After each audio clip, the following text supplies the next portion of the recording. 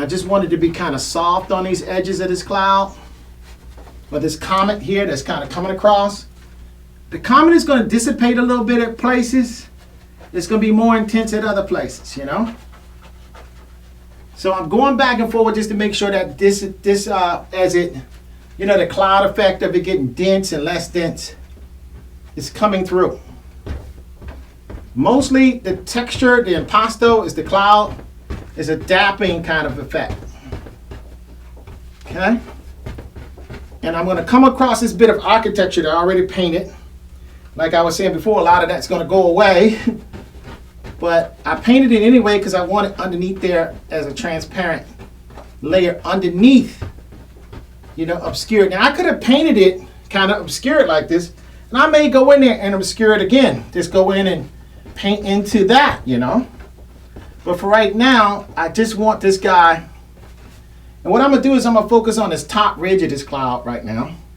Actually, this cloud has a bottom ridge as it gets to this part. Okay. I'm going to go in. I think I do want some titanium as well. So I'm going to make two different little spots. I'm going to make a spot with titanium white. These are both white. They look the same. One is a more opaque white, where I need more opaque. And the other one is a kind of like a translucent white. Okay, so I have two different spots. An opaque, and I probably need some more of that titanium. And a translucent, I'll probably put some more of that on. That's zinc white, and that's titanium white. And I have some people waving, so I'm going to acknowledge them. What's up? Daniela, Jean Vargas, KRS, Frank Good Godwin. What's up? What's up? ¿Qué pasa? So anyway, what's going on? What's going on? What's going on? Good to see you guys waving. I'm waving back. Okay, so basically what I'm doing is I was in the middle of a cloud attack. I was doing my cloud attack here, but I have to say hi to everybody. So I'm going to come back because as I stepped away, I saw some little misty stippling that I needed to do down here. Don't want to miss anything. Well, I hit some pretty, I got some dense white down there from my titanium.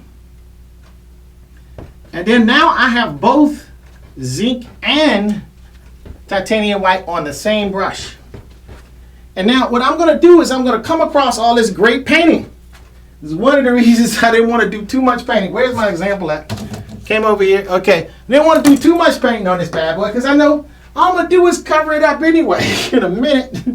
Okay, so here we go. So I'm going to establish some little denser whites because this has did a lot of painting there. I just don't want to just jack it up. So now I'm going to get a little bit of medium, a little bit more with the zinc, the more translucent, and then I'm going to stipple it to kind of make some more wispy kind of cloud effect come through. Then I'm going to just take the little clouds and just pull them, you know, because it is streaming a little bit. So where I'm just going to pull some of the ridges back to make it look like he's going that way. You know, it is the paint is actually physical to the actual movement. It's one of the reasons I think why painters do like painting, because it is kind of, you do kind of mimic sort of what's going on in your painting as you paint. Now I'm going over where the Nile River is. I'm going to paint back into that later, but you can see my underpaints there. I already have that painted in. But I didn't know how this whisk is going to go. Now I do. So what I'm doing is I'm going to do a lot of stippling here. I'm not going to put a lot of paint here because this is where I kind of want this to get a little bit more wispy through here. And let me get a little bit more medium because I want it to be more like a swish, like a whisk of a gas. You know, the clouds is basically a gas. Okay, so now I'm going to go in right here. Now I'm picking up more zinc at this level because I do kind of want it translucent. But there is still some titanium in this. But the top of the ridge is titanium. I'm pulling, like right now, this is the top of the ridge that I want right here. So this is titanium. And then what I do is once I turn this curve, and then this is almost like a gray white, I'm still hitting it with titanium and I'm stippling into what I've already painted. Now this part that I'm painting is the main channel of the comic dust, you know, that I'm making, you know. And now comic dust, cloud dust, fog, it's all the same painting, you know. The same technique. It's just some type of gas that's a color. In this case, I have a little bit of alizarin, a little bit of cobalt, a little bit of ultramarine blended in. Perhaps maybe some viridian green. Okay, now I need a smaller brush to get into some of these areas around the goblet. But for now, this is good. But you know, I also paint the sides of my painting. So I'm going to go in. And I got both. And I'm going to just stipple. And guess what? I want texture on the side. Yes, I do. When a person walks in, the same thing they see on the front, it's going to be a texture right there. I mean, they're going to see that. They're going to see flat, and they're going to see a texture. As a matter of fact, I like that texture so good, I'm going to make sure it's textured right. Oh, yeah, that texture helps. I like that. So I'm stippling in a heavier texture here because I just did a texture on the side because the wood kind of gives me the ability to kind of stab it better. And I discovered that I like the texture. So I'm going to bring some of that texture on down through here. Okay? So you can see what's going on. The comet's going through. Dust, pixie dust. Okay, so now what I'm going to do is carry that same dust over here. Again, it's a texture. So not picking up that much medium because I got some in the brush already. And I'm just basically getting the thicks of it. Now I'm picking up some titanium over here because I didn't want this to cover. I want this to kind of cover a little bit some of the stuff I already have because I'm going to have nebulas in here. I'm going to just put a little cloud. Now I have this little clamp here, so I'm going to have to paint some of that later. But that's okay. The main painting is done. Now what I'm going to do now is that's kind of like, this is the basic foundation. And again, I got to do the sides here. Yeah, man. Liking that. Liking it. Okay, so let me do some more of this. Yeah, man, that's good. That's good stuff right there. I'm enjoying this a lot. Okay, so now I kind of got this going. Okay, now what I'm going to do is, ooh, oh man, that's snaking through that. That's slinking. Kundalini energy. You know, the S pattern going up. You know, you see it in a medical symbol. You see it in a lot of places, but there's also more to the symbol. And this is a symbol of symbols. Okay, so now I have that kind of going. So that's a little bit of painting that didn't exist before. And I think I'm going to add some more of that. I'm going to add some more of that through here. I really don't want, I love the way this aunt looks over here, so I don't want to mess that up too much. I want to cover some more of this chair. I don't want that much chair. I mean, the chair is necessary to show he's sitting on something, but I'm not so in love with the chair. Okay, that's nice. Okay, so bam! That thing's coming in there. It's coming in there. Okay, so now what I'm going to do is I'm going to get around his feet. And you know what happened last time when I went down low with these apple boxes? That ain't going to happen again. I'm going to get down low with it, but I'm going to sit right here. I don't have to get down low because I got a big brush. Okay, so you know what? I'm going to get some more zinc. Because I'm really liking what the zinc is doing. Because it's translucent. And it has that really nice walnut oil in it. Because this is kind of, now the walnut oil, that must have been the beginning of the tube. Okay, I'm going to just get a little bit more titanium too. Because I got a lot of clouds to put down. Now, I'm using it in a lot of places, just pure white, because I already have underpainting there. And it's basically getting put on textury, but kind of opaque in some places. But translucent in other places. So it's showing other colors underneath. So is it white if it's translucent? No, it isn't. It's white plus the color that shows through. And what I'm doing is just stippling in, and then sometimes I drag here and there according to how I feel it. Okay, so now what I'm going to do is these clouds are kind of obscuring some of this. Now for this part, I don't want these clouds so obvious, so I'm going to put some medium in it. And this is the same stipple effect, but there's going to be more medium. So I'm going to start over here around his feet. Now this won't have as much texture, but it will look like clouds. Now I must have too much titanium because it's really covering, even though I have a lot of medium in there. And this is around his feet. So basically, he's sitting on the clouds, literally. And this is a lot more white. And I'm just going to stick with the zinc now, just to stay a little bit more translucent. I don't want to get too opaque. But some of these darker drop shadows in the Ankh. And what I'm going to do with those is just go in with a little medium, bump, bump, bump, bump, bump, dap, dap, dap, and then pull it. Kind of that kind of effect. I just over-exaggerated my technique, but that's kind of what I'm doing. Basically, dap, dap, dap, and then a little bit of a pull. But I'm not going to over-exaggerate that much because I don't want to mess up my painting. Okay? So I'm showing some of the Ankh through. And what I can do with I'm going to use like a cheesecloth at some moment after I finish dapping, and I'm going to wipe up some of this and create some more cloud effect. And I might not use the cheesecloth, you know. These are all things that's just very, very... Cloud effects is something like you do what you can with the stippling big brush that I'm doing. And then what you do is see how that looks. Then you use another tool to create some more illusional effects.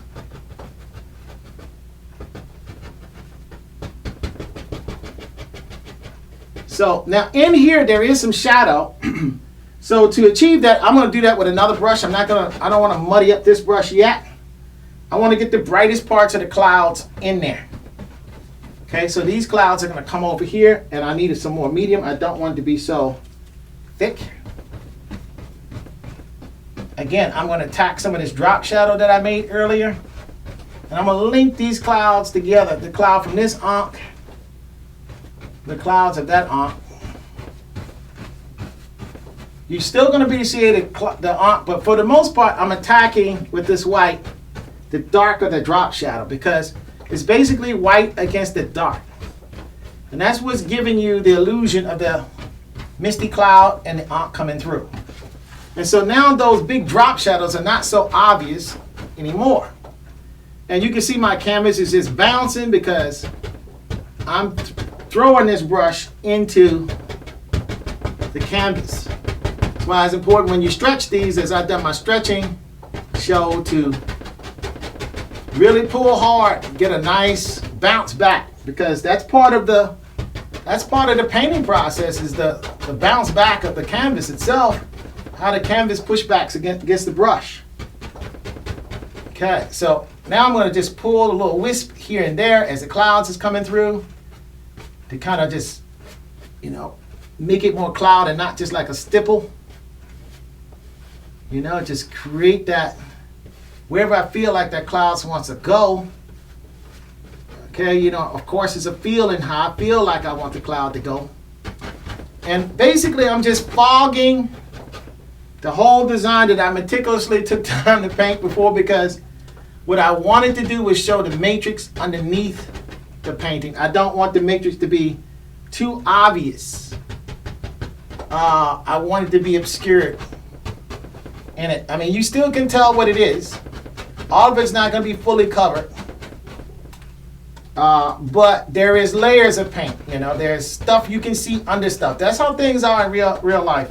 Nothing is just really just bam like that. You know, it looks mechanical. When things are like that, it doesn't look natural. It looks mechanical. And I don't want my painting to look mechanical. I don't want it to look painted. I want it to look, I want to have a flavor, a flair to it. Like I say, a romantic flair to it. Let's put it that way. Okay, and so I'm just kind of going in with this stipple and attacking these drop shadows a little bit. Then where I see it, I'm going to just fluff up some little light puffs of clouds to kind of obscure that drop shadow some inside that arm. Just grab a little bit of mostly zinc. I'm doing this mostly with zinc white now. I'm kind of laying off the Titanic. The Titanic is coming on a little too strong. Maybe around the feet, I'm gonna grab some more Titanic. Because I do kind of want to cover some of these sandals more. I'm gonna paint the feet in more later, but for right now, I'm going to do these clouds because that's getting this painting closer to what my original vision was. You know, my original vision was to have this nice cloud effect in there. And of course, I want some nice paint, you know. I don't want it to look like, you know, okay, here's the little lines and I'm painting inside these little lines. I just made this nice little tight drawing and I'm just kind of shading it left or right. I don't want the painting to look like that. I want the painting to look like my arms made it, you know. I mean, I painted it, you know. But I wanted the paint to have some characteristics, something to it, something organic, you know, something natural, you know, like a human being made it and not a printer, you know, but still to look nice, still to look kind of because realism is just a matter, you know, you look at a cartoon and you start saying, oh, Fred Flintstone, he's real, you know, he turns into a real person. You can follow the stories. You know, we do that all the time with like animes and animations. You know, you forget that it's a talking animal. And you start getting into the actual storyline that the person is trying to convey. Okay, so what I'm going to do is go over here a little bit and just try to get this. Now, this ankh is kind of covered in clouds. So I'm going to kind of like that side over there. This ankh is really covered in clouds. I'm using zinc to try to cover. But some places the color is so, the dark color tones is so heavy, so dark. I do want some opacity, so I just added a little bit of titanium in with that zinc just to get a little bit more coverage. And then I want some ridges here, so I'm getting in some titanium. I want some nice white puffs in here. So I'm just grabbing some more titanium, just crunching it in there. Clouds, baby, clouds. Give me clouds. Let there be clouds. Let there be light. And there was light. As a painter, you are God of the painting. You know, I don't want to get too far on y'all, you know. I'll keep it humble. Okay, so now around this base, I do want some obscurity here. I don't want a lot. I did a lot of meticulous painting on that. So I'm going to stick with the zinc, but then I need some titanium right there. I don't need too much. I don't need too much in here. So I'm going to wait for later on that. For what I got loaded on the brush, I think it's better for me to attack this. Okay, and what I'm doing is just kind of just knocking some of this drop. So it doesn't look, I never want it to look like a drop shadow. I just want it to look like it's a shadow underneath the clouds where the ankhs are coming up, kind of raising out of. And so that goes. So the darker color underneath is now part of the white color on top. They work together. Okay, now in here, I'm going to go back up to the titanium because I want big white bursts right here. So I'm going to grab some basically straight off the palette, not mixing with any medium at all. Nice cloud burst. Bam. But bam, you know, is in there. Okay. But bam is in there. Boom. Okay, so now I kind of like that. I'm just going to do some little wisp. And it's just flicking my wrist, kind of wisping some of this. Okay, and I think I'm going to wisp some of that too. Just try to move these clouds and kind of create that. Yeah, like that. Any different which way, wherever I feel like the cloud wants to go. Of course, if it looks too much like a brush stroke, I got to go back in and kind of recreate, you know. Okay, now in this little area right here, it's a little bit of cloud coverage, but it's not it's a much more meticulous thing. So I'm gonna just dap where I need to dap a little bit more. And then here, I'm gonna just do some more zinc because I don't want this to be so dark, but I do want it to be dark. So I'm gonna pick up some more zinc. I don't know if I need more medium here or not. But I'm gonna just pick up more zinc for right now. Zinc white, what I mean by zinc. Dap it in some of these darker, drop shadowy looking tones. And then just pull it and create my smoky, whichever way I think the cloud needs to go. And I'm basically doing all this with a fairly large brush. And this is a 2-inch brush right here. This is just a regular painter brush you can get from Lowe's. You know, nothing special. Yes, you need big brushes of brush, you know, you need big brushes too. This is good. This is doing enough of a good job. Just as good as just as nice of a job as you would get from some of those more expensive brushes from the art store. That it's a lot of stuff that basically do the same thing. A lot of money basically does the same thing. So I think I have enough of this. I'm just gonna add a couple of little swirls to it. Give it a little bit of a, you know, like a fall off on the cloud thing, you know. And then in some areas I want a little bit more. Now I don't have a lot of new tone on this brush at this point because I want these clouds to kind of dissipate a little bit finer than some of the other more heavier clouds I have in here.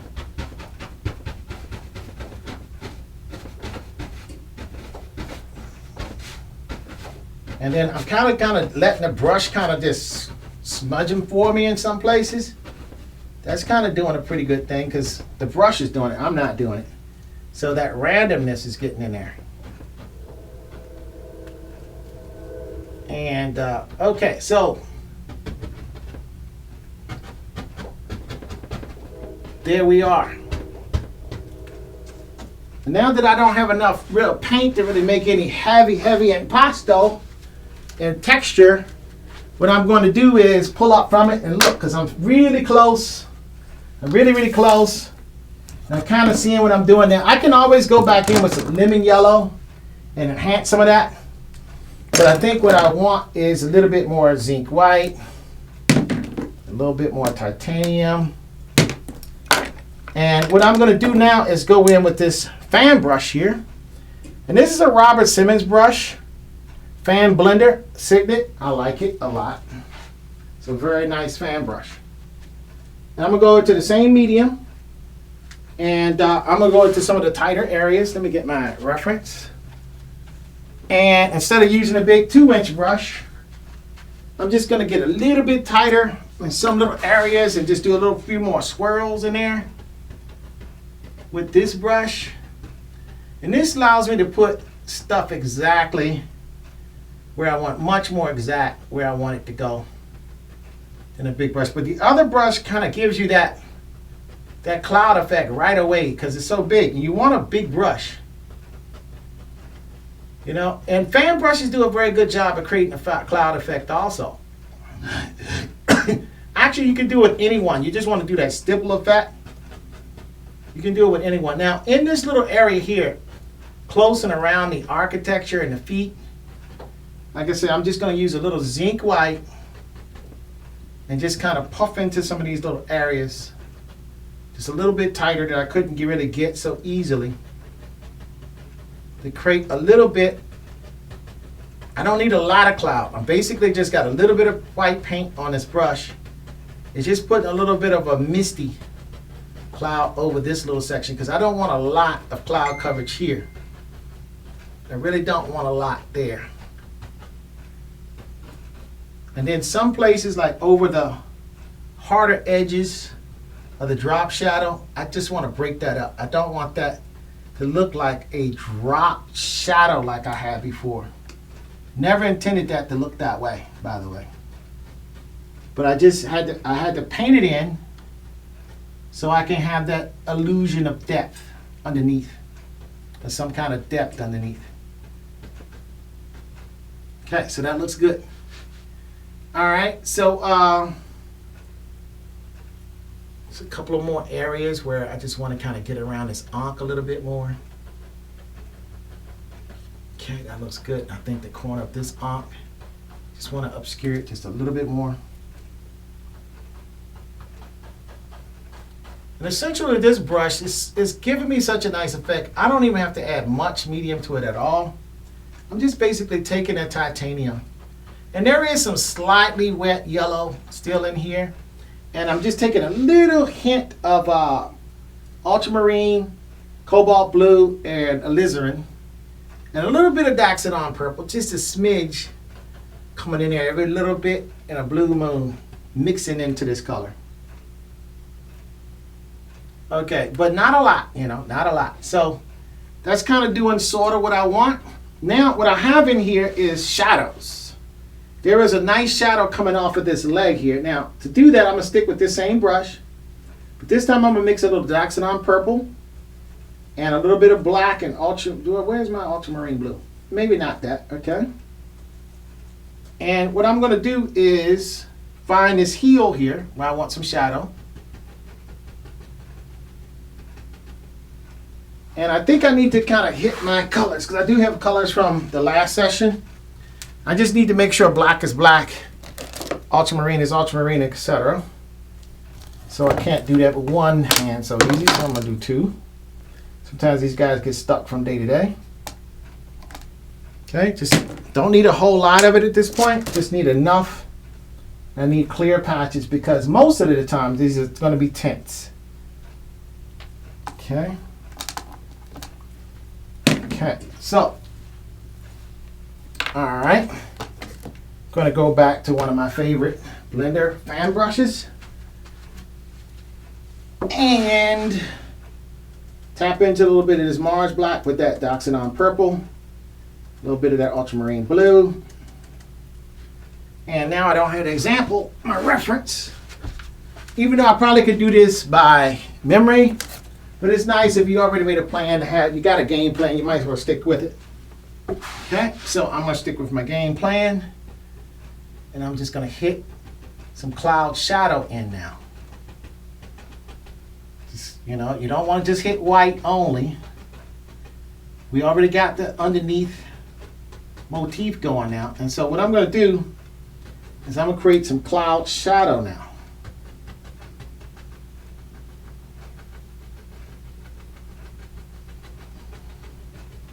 I want the shadow to kind of go this way.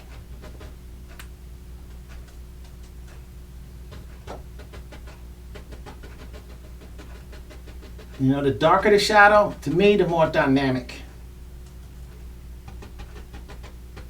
So against the cloud, you would think, oh, wow, that's a dark shadow, but more dynamic. The more dynamic it is, the more I like it.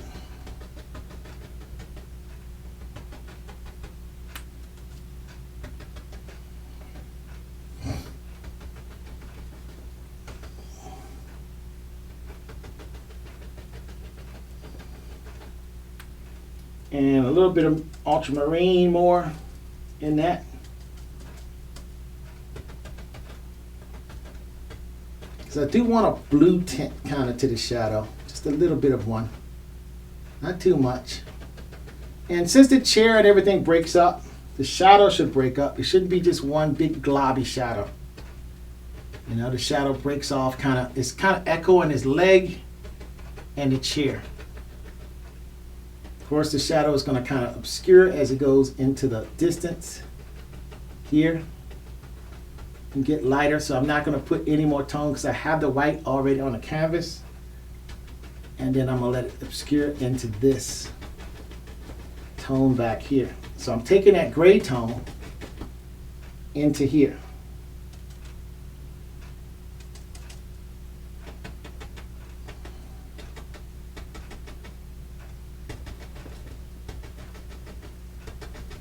And now what I'm going to do is tone in some more. Again, ultramarine and Mars black with a little bit of Daxodon purple. And there's another set of shadows that's about here. It goes right underneath this table here. And that one's almost going to black. So I'm going to mix a lot of Mars black into that one. It's not going to black with a very dark tint. Again, if you have nice shadows, you have nice highlights. So if you like nice highlights, then you like nice shadows. At least that's my philosophy anyway. Other people have other philosophies. This is mine. Okay, now I'm going to let some of this shadow cross over. And basically it comes down to this part of the architecture of the chair. Just add a little shadow in there.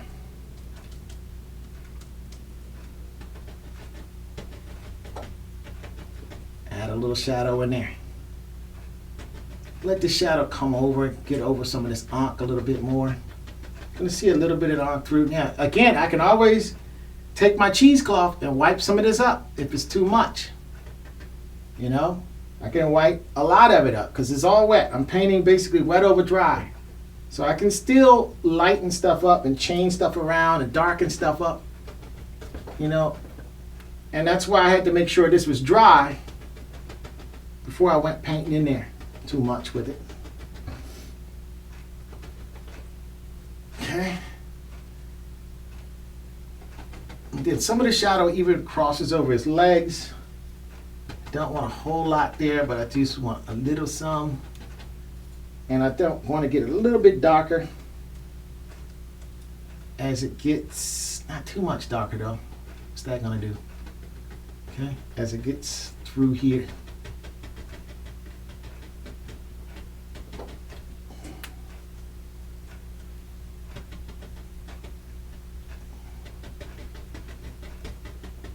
Okay, so I'm gonna back up from it because when you're this close, sometimes you don't even know what you're painting because you're too daggone close.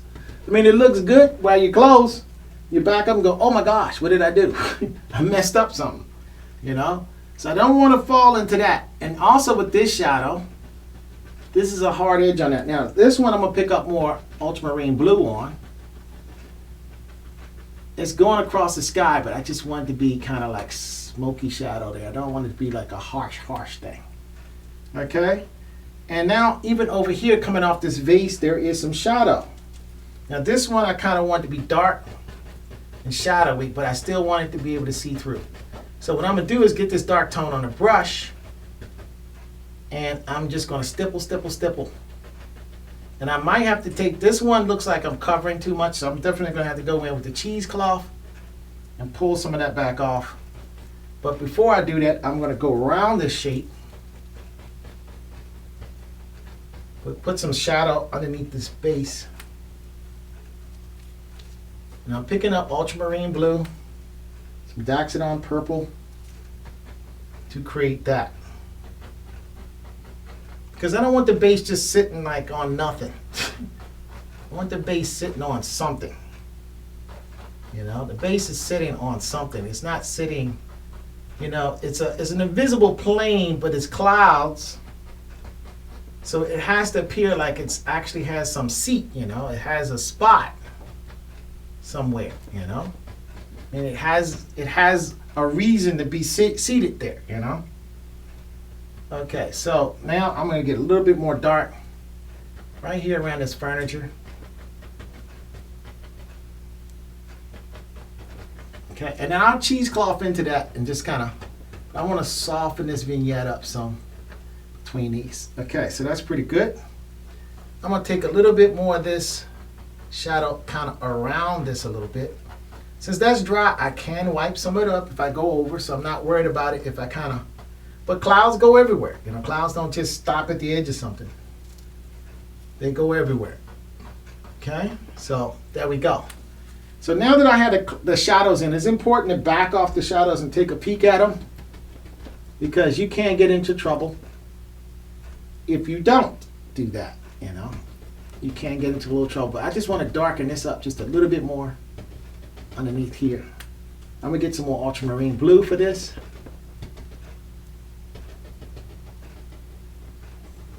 And I just want to do a little bit more stippling because I might have gotten a little too happy with that. Don't know yet, like I say, until I pull back. Don't know what I'm doing until I pull back up off of it. Then I'll know what I'm doing. But until then, I don't know. Just doing stuff. Okay, so also over here, this side, since I'm doing clouds and shadows, I don't want to neglect, because the shadow doesn't just go here. It goes, and I already have some shadow hinted.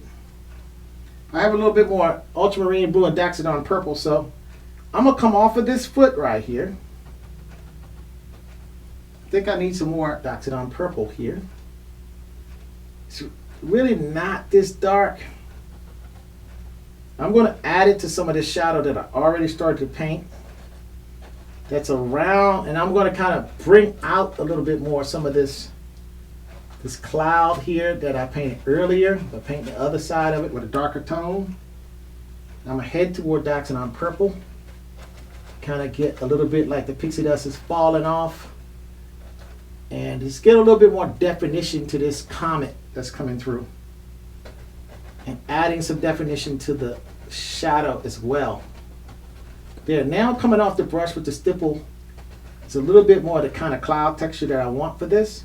Now on the other side of this, I'm going to go into some more Daxodon purple, some ultramarine, and just hit with a little bit more puffiness to the cloud. I mean, I already have some pretty good puffiness in there and wispiness, but I want to see what that does. Again, if I don't like it as much as I like what I had, I can come back in and mess with it and change it around. But for right now, I want to see what it is. Okay?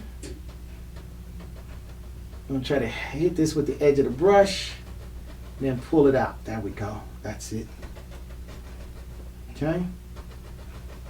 And I'm going to get into this pixie dust a little bit to get contrast right next to that piece. A little bit more that I put in there. Hitting with a little bit of Daxodon purple and ultramarine, just to make it more contrast there. Just right along there. I'm just going to add some more contrast right there. I think I'm going to try to get some more of this Daxodon purple here. Even though it's still coming out gray, I can get it later with more of that. Which right now, I'm just going to use this to kind of start that out. Okay. Okay, so that looks pretty nice. And I want this to kind of go off the edge of the canvas. I think I might want to go up more, but I kind of like this bit of painting I did. I just kind of did it real quick, but sometimes some of the fast gestural stuff you do is some of the best stuff you do. I think that's one of those cases, so I don't want to mess that up. So I'm going to just kind of let that go for a smidge and see first. Okay, so I think I got some pretty good painting in here. Now I'm going to pull away, walk away in other words, and take a look. Let me get some of this painting going along the ridge too. On the edge. Because I don't want to neglect my sides either. I want my sides to look good too. I'm going to bring some of this down here. There it is. I don't want to get too much drippy drip going on from my medium. Okay, so let me take a look. Yeah, that looks pretty good. I like that. Okay, so I got some shadow working. I think I want it, I mean, he's tall, but I want it tall in the cloud. So I'm going to bring some of that dark up some more. And I think the shadow underneath his, by his feet, underneath his chair needs to be a little wider. Otherwise, I'm kind of happy with the way this is going. I'm kind of happy with it. I could wipe up some of the ink that's on the left side of the podium, or the little platform or the podium thing. But I like it a lot. Now I'm going to kind of soften this down, you know, with the little wispy effect.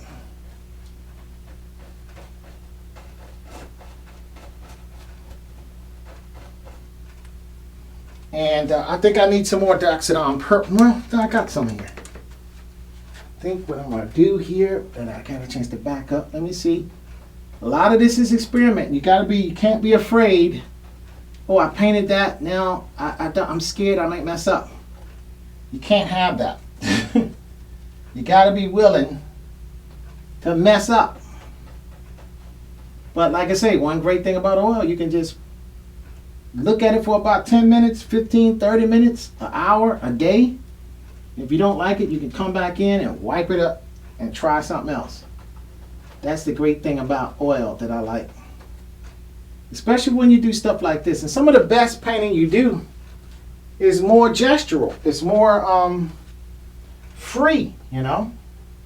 It's not so much you're painting exactly something, you know, that you outline with pencil, you know.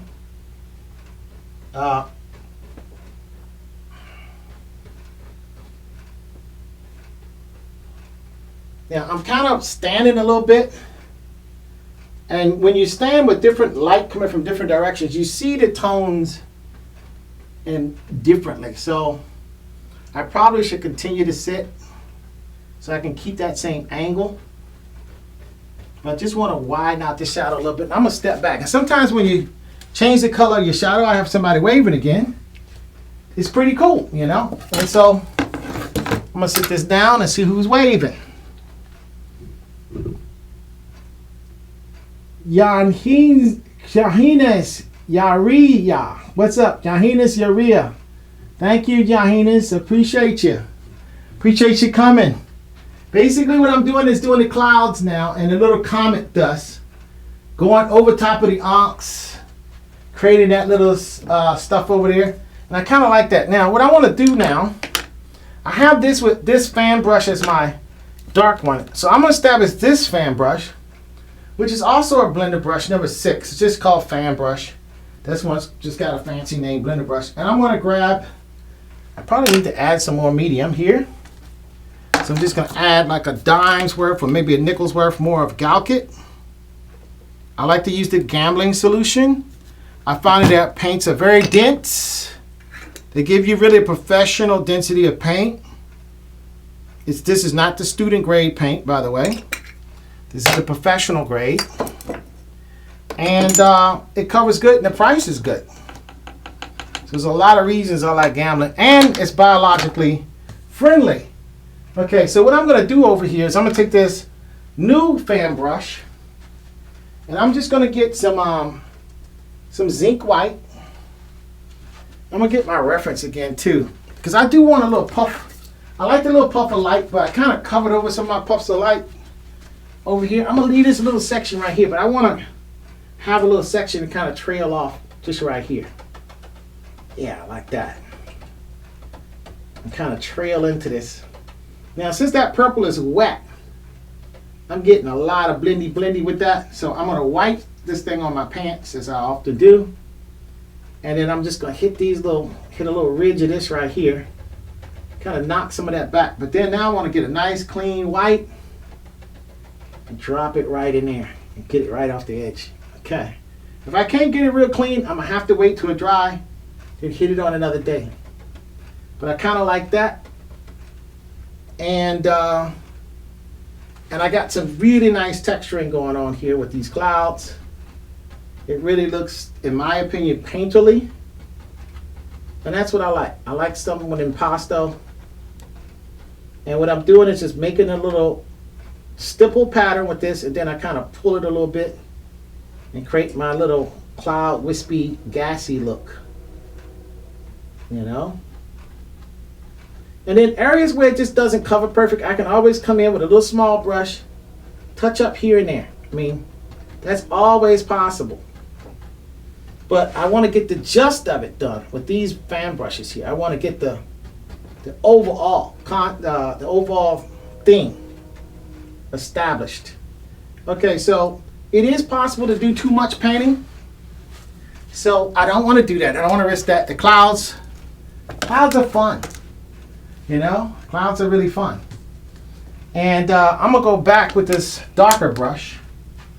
I'm going to hit some more of this ultramarine and ivory black in here. And just stipple a little bit in here. Into the shadow a little bit more. There, I like that. Okay. And then I'm going to just pull it a little bit because I don't want anything to look like a clump of paint. I want it to look like gas. Okay, that's good. And then now you see the yellow underneath there. You see the light kind of, the shadow on top of the cloud. So now you see the plane of the cloud more. Then you see also the dark underneath the cloud. So very good. Now I'm gonna get a clean flat brush. This is a number, something like a number 14 or something. I'm gonna get a clean flat brush and I'm gonna go into the titanium. And I'm just gonna hit certain little places where I just want that to be covering with some impasto. Just little places where I really need something covered. You know, I don't want it to be something I can see there underneath. Just want certain places. I just want to make sure that's covered. Okay, now I'm going to paint his feet later. I think I want a little bit more something going on right through here too. Just some breakups in the light. So I'm going to get some titanium and just, bam, make some little bright spots in the clouds. Here and there, underneath here. Okay, so that's nice. That's nice. So, same thing with this over here, this edge here. I came in with a darker tone, and I kind of, the fuzziness I had, kind of, it's not as fuzzy as I had. And I want it fuzzy, so I'm going to just hit that a little bit too with this brush, since it's nice and white. Okay, so that's good. All right, so now those ox have been tamed under there. They don't look as popping out so much. There's a couple of other places I want to hit with this white. Let me get down lower so I can see it better. Just want to hit a little detail. Just cover over a little something with a little wispiness of the cloud effect. Just want it to be opaque right there. See another little spot. Now I'm just kind of eagle-eyeing this thing and finding little spots where basically some of the cloud gets opaque and it kind of overlaps, you know. It covers over. I don't want everything to be like missing the line, you know. I want some places where it covers and then other places where it reveals. Places where it covers, other places where it reveals, you know. Mimic nature. Okay, so that's nice. Then I don't want to see a color that's just unblended either. So then I'm going to go in and just touch different little pieces. Of course, I might go in here with some cheesecloth. And most likely I will. Put a little bit more titanium here, get this one more translucent. There we go. And then pull some of it back out. But for right now, I'm kind of liking it, but I'm just going to go fine tooth a couple of little places. Yeah, that's it. Couple little places. Okay, that's good. And every time I say that's good, I see something else. I see something else, you know, that I want to deal with. And sometimes you can see too much, you know, you start messing around too much. You got some good painting down there, then you mess it up.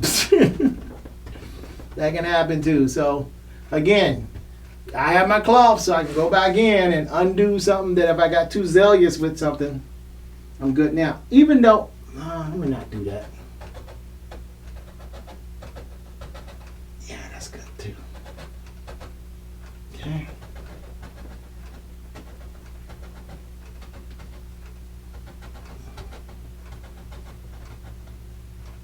And then whisk the clouds around, you know, make them what you want.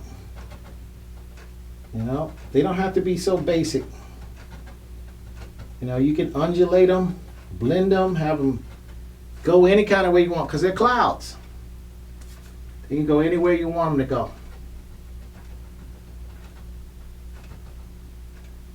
Okay, so there. And I'd rather have things blended than not blended. You know, not blended too much, but not also not blended enough. You know, it's a certain place you get to with it. Okay, so I think that's enough for now. I can always add more later and take more away as long as it doesn't get a chance to set up. Okay, so there we are. So we got the clouds in there. And it's kind of getting sort of, and what I'm going to do now, because I did a lot of change into the painting, I'm going to find my trusty cheesecloth, wherever that is. I think I keep it under here, because it is one, it's like a brush. It's a painting tool, so I keep it nearby, but I might have it in my storage. So let me just go in my storage area, grab me some cheesecloth.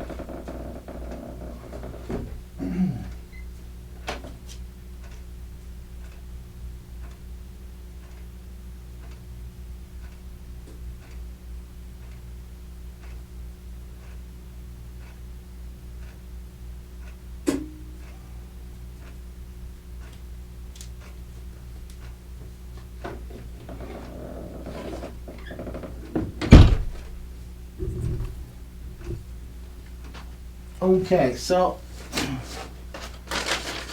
maybe I didn't put cheesecloth where I thought. Okay, so here we go. What we're going to do is go into this a little bit. And I'm going to kind of smoke out some areas, you know, with the cheesecloth.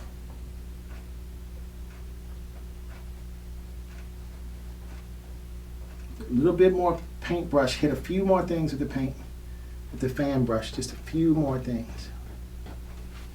Okay, so there's more painting I can go back in and do to certain things underneath this, but by and large, I kind of need to emphasize that white that goes through there. So I'm gonna pick up some white. I'm gonna make sure that this pixie dust, or this dust here, is a clear trail that goes through. I mean, I want to make sure that that's clear. I don't want that to get blended in too much with my clouds. So I'm just going to go in with this flat brush and just try to get this more dense so we can see the trail that the falcon has flown through here. So anyway, on this painting, I'm going to reset this palette, and in resetting this palette, I'm going to basically be looking over this painting for the broad strokes I can do in terms of finishing up. Not necessarily for every little detail, because I do know where the details are that I need to fix here. I do know where they are. I do know how to fix it and where to fix it. But should I do a whole painting session just for these little small minutiae? No. I kind of got the onks down the bottom sorted the way I want them. The cloud. I do know I need to work on the feet and the hands and the beak and the face more. I know that. Will I get a chance to do that? Yes, I will. However, I don't want to rush. There's no need to rush in that. But the most important thing is to get my ideas moving forward. Get the painting stretched. I already have the other painting this size right here, stretched in the other room. The canvas is on it. I just need to tuck the corners on it. The canvas is stretched. And then after I tuck the corners, I will prime that canvas. I would gesso the canvas, or whatever you want to call it. I just call it gesso. It's not a correct word, but let's call it gesso. I'll put the ground on the canvas. That's the correct word. I would prime and ground it. And get it ready probably tonight after I finish this session. I'll do that.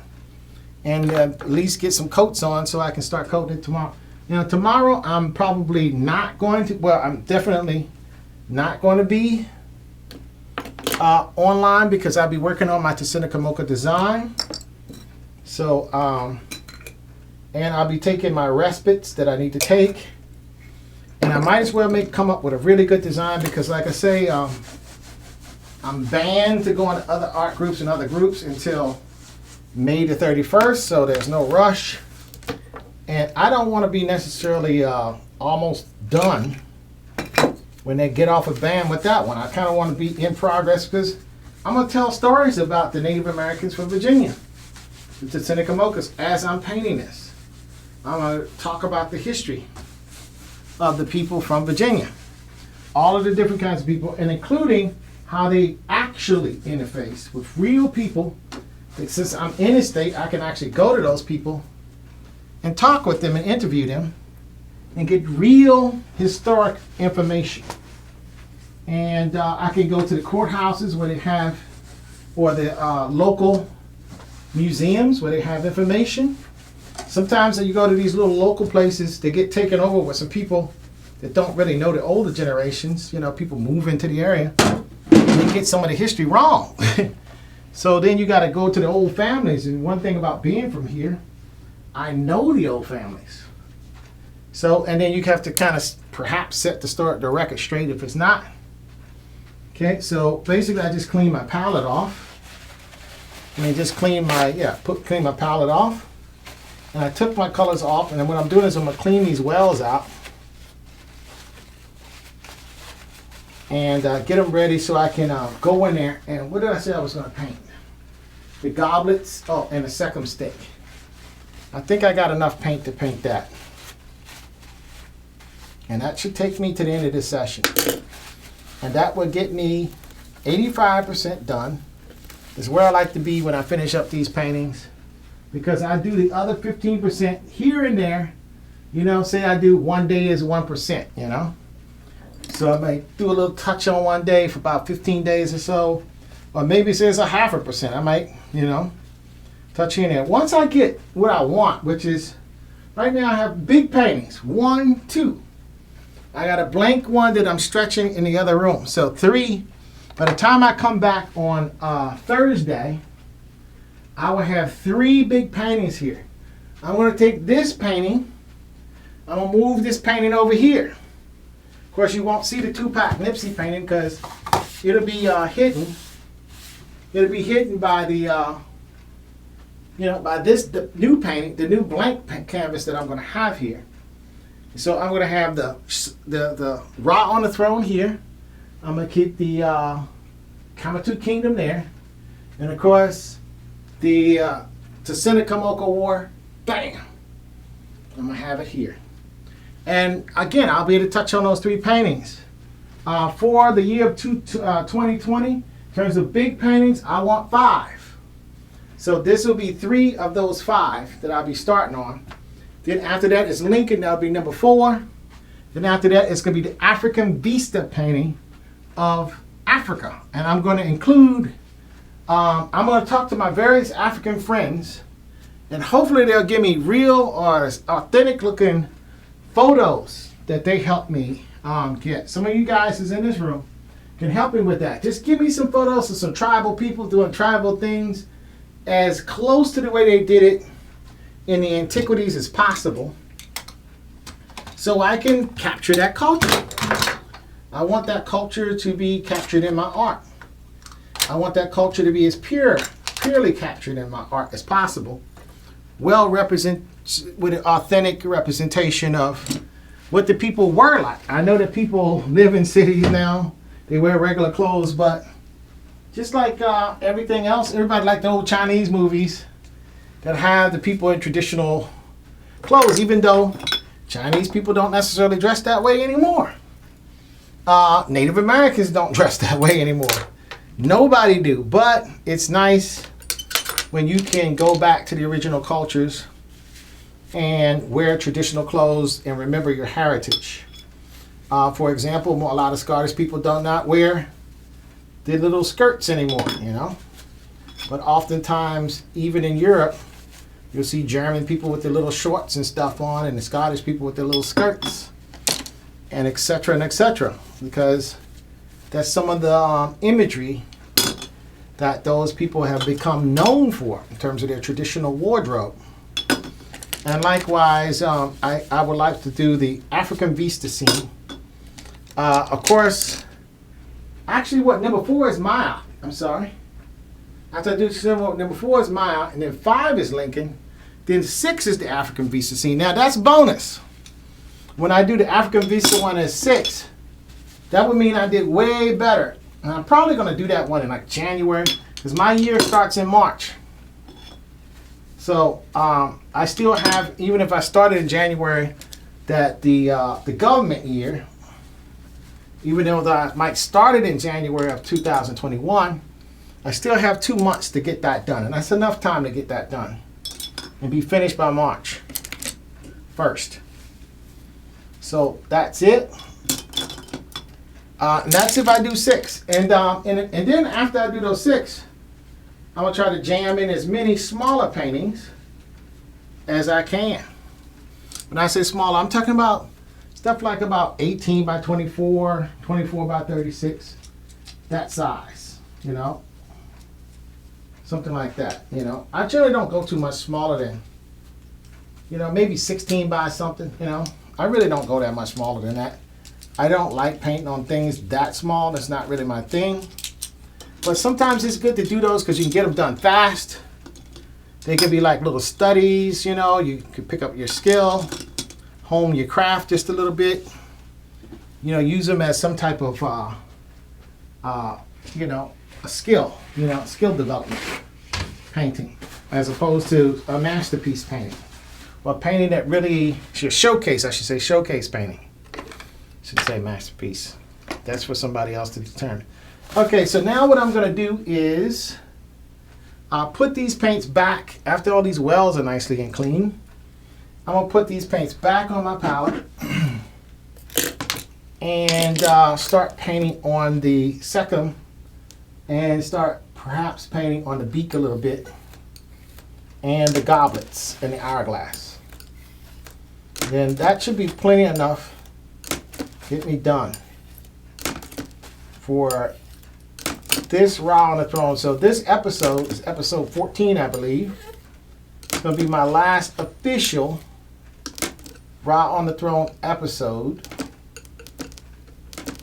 And, you know, then I'll be starting my abduction of Matoaka. I think I'm going to call it abduction of Matoaka. I think I might call it that. I might even call it the abduction of Pocahontas because I do want to get some people's attention. I'm not going to say I want to get people mad, but I don't care if they get mad. I want them to know what the truth is. So I'm going to have I'm going to have a subtitle and a title. I haven't figured out which one is going to be the subtitle and which one is going to be the title. So probably since it's going out to the world and hopefully I'll get into those groups, I'm going to call it, and if I call it Seneca Mocha, people can see it as Native American, so I don't know. Okay? So what I'm going to do now is put my clip back on. I got these paints left. I don't really want to pull out any new paint or any new paintbrushes for that matter, but I'm going to have to because a lot of this stuff is small painting, so I'm going to have to get some other paintbrushes. So got a lot of paintbrush cleaning today. Okay, so get some more medium out. I put a lot of oil down today. I mean, I put a lot of medium out there. I mean, I don't think there's much oil in it, but I did a lot of coverage of the canvas too, so I guess so. Okay, so this time I'm putting the Gamsol in first. I usually put the Galkit in first. And this time I put the Gamsol in first. And just a little smidge. And this time, in this painting, unlike I did on the Kemet painting, I didn't put any linseed oil much in this painting. It's all been Galkit only. Just as the speed in which things dry. As my studio began to heat up, I'm pretty sure the stuff will dry faster, but so far it has picked up on the drying.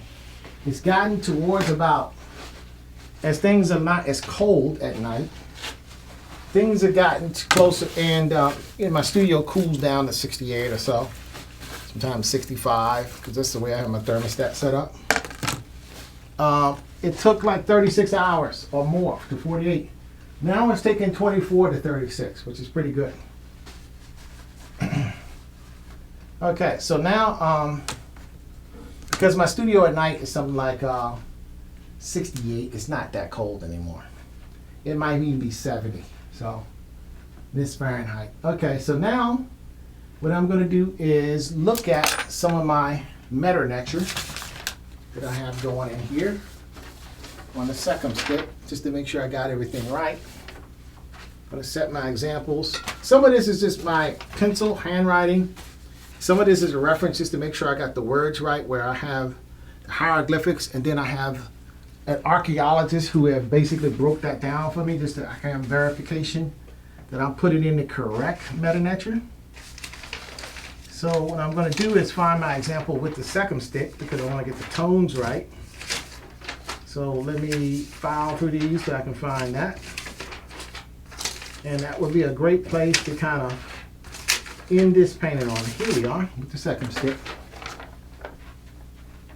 Okay, and I shouldn't call it, it's a scepter. I shouldn't call it a second stick. My apologies. Okay. So now there is a kind of like a goldish, brownish tone that I have in here. And what I want to do for this is I want to go in with a small brush and kind of go with a darker tone. And I'm not going to mix raw because again, I don't want to add any more paint. I'm going to mix it using yellow ochre, a small brush, and I'm going to pick my 0 brush. I have my medium picked, so I'm going to go with yellow ochre. And I have a little dioxazine purple on here, and a little viridian green. And it does a similar thing to what burnt umber does. Okay, and basically on this, this is not a whole lot that I need to do. And I think what I want to do is go in here with my Excalibur and make sure I get a clean brown line first.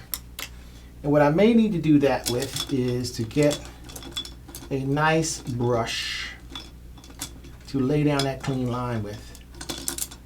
And I could get a flat brush or I could get a filber, but I'm going to get a round brush with a synthetic. I'm going to go into that same mix. Well, again, a yellow ochre, a little dioxazine purple, a little viridian green,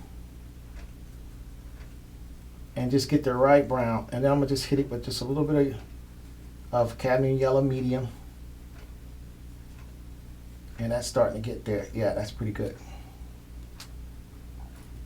And try to get the right tone of brown that I want. I'm looking at it. It looks pretty good. And what I want to do first is establish the border. Because I don't want to have, right now I kind of had the glyphs hanging off because it's just hard to make the glyphs readable from a distance and keep the size that I had. So I'm kind of cheating from my, from the example, from my reference song. And I'm just going to establish just a little line, nice and straight going down. A nice clean line there. There we go. Okay, I'll pick up some more of that color.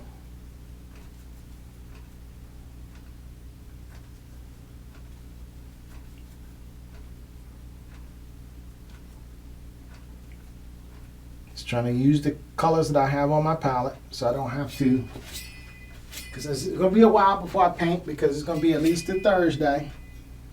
And I know that that paint would dry up on my canvas. It would not make it 72 hours without getting chalky and useless. So I don't want to take any extra paint out at this level. If I do any touch-ups, I usually just take out the paints I need to touch up. I usually don't do that kind of painting in front of people because it's boring.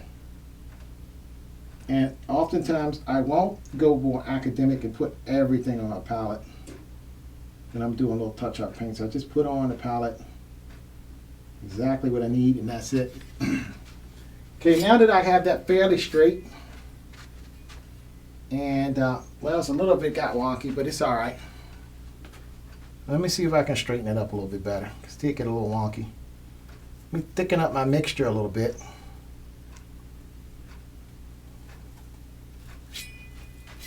Go back in and see if I can re-neaten. The edge is supposed to be nice and straight and smooth, and it got a little bit not as smooth as it could be. Don't really like that. Yeah, now that's smooth. And it's okay, this layer does not have to go in opaque at all. It really doesn't.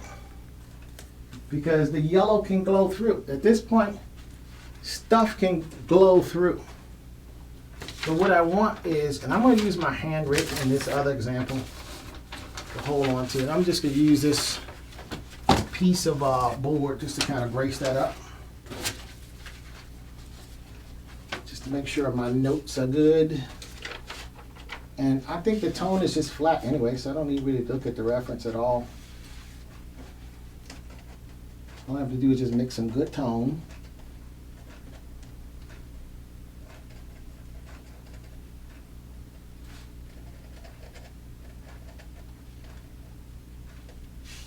And clean up around those really nice with a nice small brush.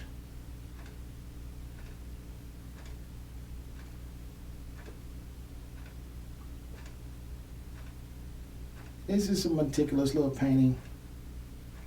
I generally won't paint this kind of painting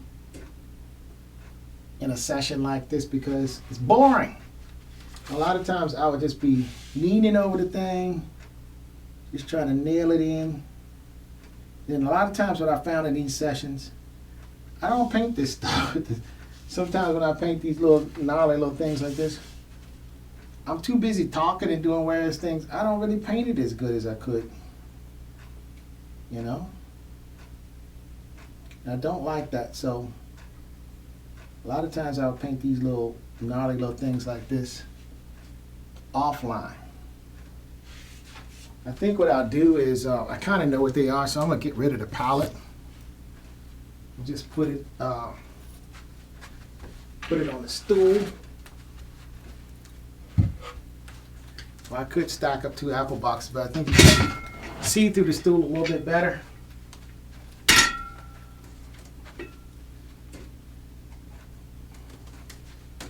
And I think I'm going to get my stick also, so I can brace up, get a little bit more gnarly of painting in. A little bit more detail work in there.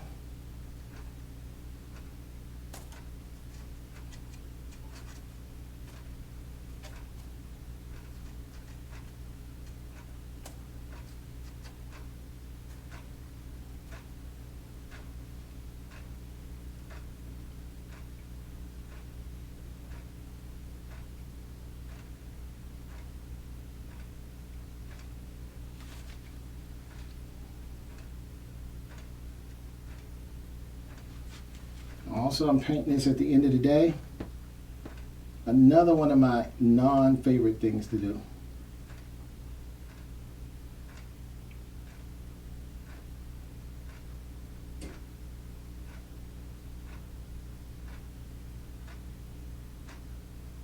Because what I do is I get tired.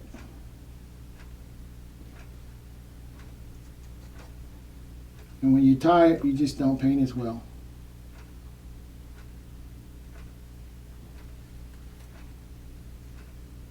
What I'm going to try to do is relax. Try to psych myself into thinking that I'm not tired. And just take my time.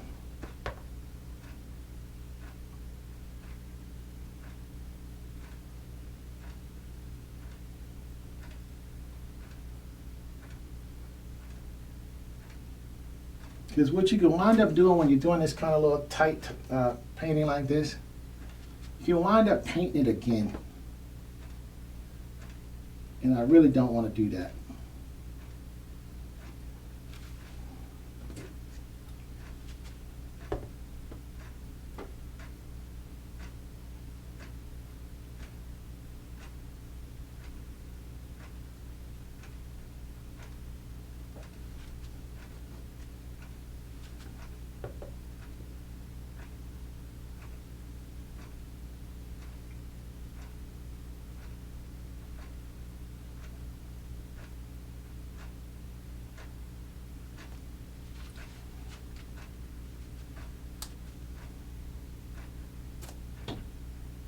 So what I'm going to do is just go on in here and take my time on it. Doggone it.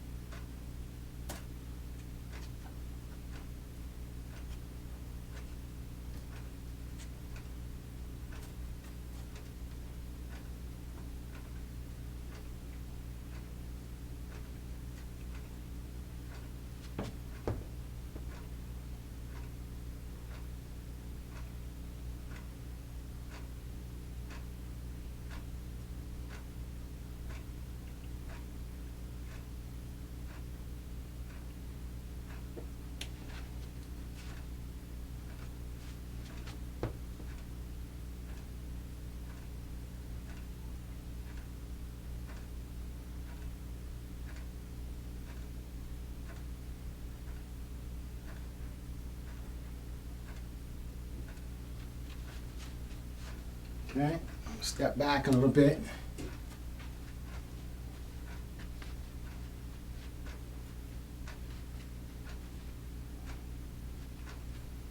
Okay. I think I am going to take a peek at some of my examples that I have. Let's keep those peekable. So my color is a bit darker than I think I need it, but it's okay. Whoa, don't want to do that. So sometimes you get close to the other painting, you have to watch how your space is working.